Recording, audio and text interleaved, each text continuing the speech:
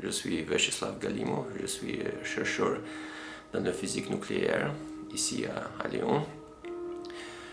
J'ai fait mes études au Canada. En fait, je suis canadien et j'ai étudié à Toronto. Maintenant, je suis chercheur permanent dans CNRS. Donc ici, on a dans le IPNL, c'est-à-dire Institut de physique nucléaire de Lyon.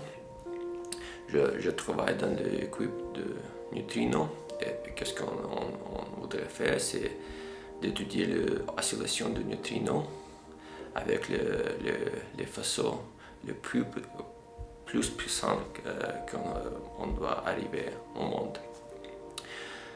Le but, c'est de comprendre le comportement des matières et antimatières.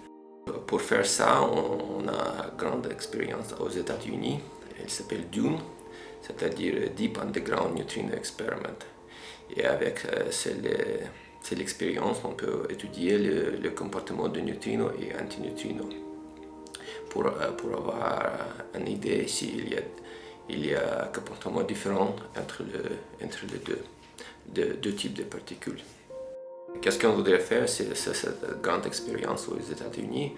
En fait, on va construire un grand détecteur à argon liquide qui va remplir avec 40 kilotonnes d'argon. Donc, qu'est-ce qu'on a fait avec l'ABEX? On a construit un petit prototype ici à Lyon. Et ça nous permet d'étudier la lecture de charge dans cette petite détecteur.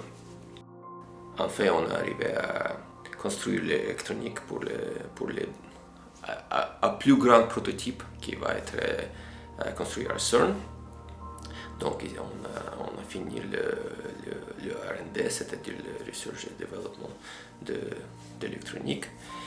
Et on va partir sur la plus grande expérience aux États-Unis. En fait, cette grande expérience, il y a plus que 1000 physiciens occupés de c'est l'expérience internationale. Ce qu'on va avoir, c'est un accélérateur de particules très puissant pour avoir les faisceaux de neutrinos qu'on voudrait étudier. Il y a beaucoup de prototypes, donc ici on a le prototype de presque 25-40 litres d'argon liquide. À CERN, on va partir avec le prototype de 500 tonnes, donc beaucoup plus grand. Et à la fin, il faut arriver avec le détecteur de 10 kilotonnes aux États-Unis. En fait, on a fait une publication qui s'appelle Review. C'est de diffuser les informations dans la communauté scientifique. Alors, à côté personnel, j'ai obtenu, après le BEX, j'ai obtenu le poste permanent de CNRS. On a gagné beaucoup d'expérience avec les petits prototypes qu'on a construits ici grâce à le BEX.